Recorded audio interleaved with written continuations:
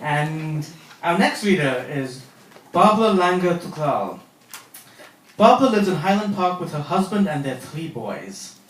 She is fiercely loyal to Gillette Children's Hospital as well as school volunteerism.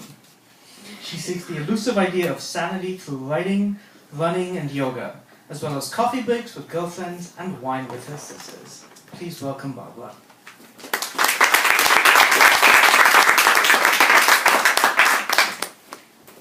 Thank you.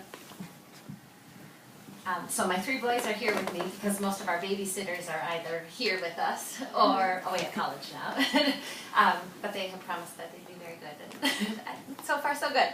I just want to thank Kimberly so much for another wonderful year and for putting my work once again into your book. It feels really good.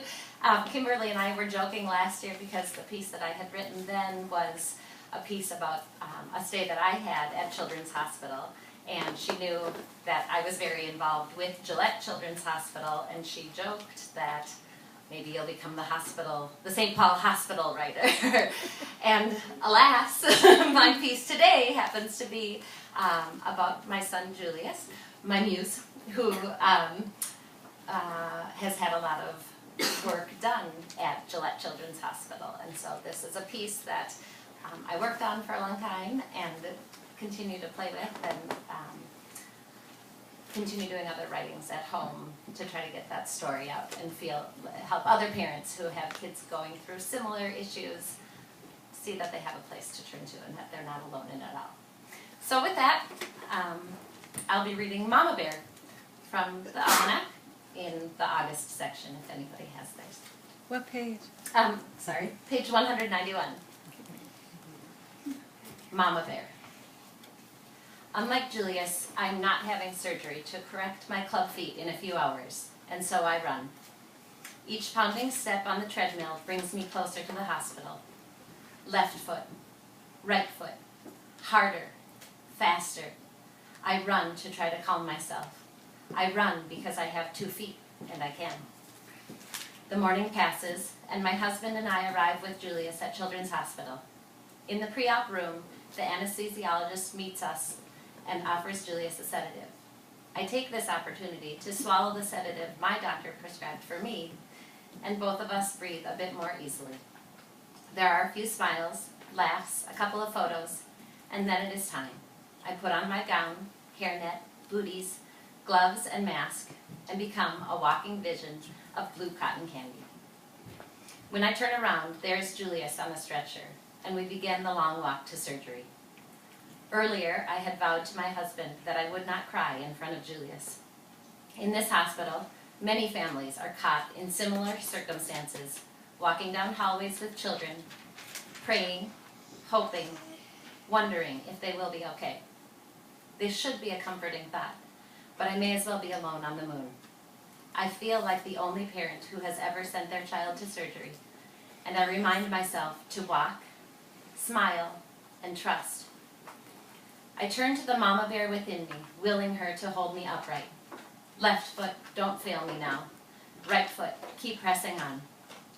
Down a brightly lit, sterile hallway, through a set of locked doors, turn, down another hallway. Thoroughly disoriented, we arrive. There I see bright lights, machines, another bed, more people than I had anticipated. Quickly, 2 attendants slide Julius off the stretcher and onto the tall bed. We are going to put this mask on your face, Julius. It will make you look like an airplane pilot. I need you to breathe very deeply when the mask is on your face, and this will help you go to sleep. Can you do that? Says the anesthesiologist. Julius nods. They put the mask on his face. I look into those beautiful chocolate brown eyes and smile. The brave look of my nervous little boy makes my heart throb with pain. He smiles, though the tears in his eyes betray him. I love you with all my heart, Julius. I am so proud of you. Daddy and I will be waiting just next door when you're all done. We will see you so soon. He gives me a goofy, peaceful smile. The drugs are kicking in. Dazed eyes begin to weigh down, dreamily, coaxed into a deep sleep. The way they did when, as a nursing baby, he used to fall asleep in my arms 8 years earlier. I love you too, Mama. For a moment, he seems to settle in, but then begins thrashing. He fights the sleep. Turning his head from side to side, he pushes the nurses away, pulling the mask off his face, so agitated they aren't able to control him.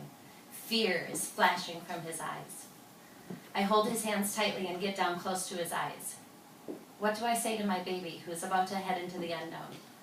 How do I help settle him when I need to be settled myself? My chest begins the vibrations of a hum. I start softly, but my lips and voice take over. The music comes naturally off my tongue, and there in an operating room full of people, I sing. Tooraloo-ra-loo-ra, tooraloo-ra-lie, tooraloo-ra-loo-ra.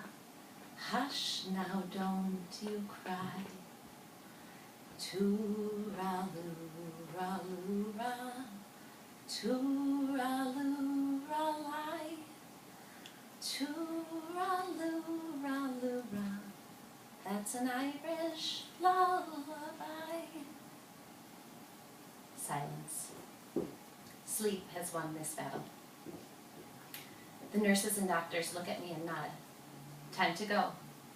Time to leave my child in the hands of strangers, trusting that they will do their job well, that not even for a moment will they take their eyes off his monitors. For good measure, Mama Bear speaks. This little boy is my whole world. He has to be okay, I say. If there is a hint of threat in my voice, it is intentional. A voice the doctors and nurses likely hear several times each day. Something guttural, instinctive, something a mother would say. I turn around, walk out of the surgical suite in perfect stride, and burst into tears.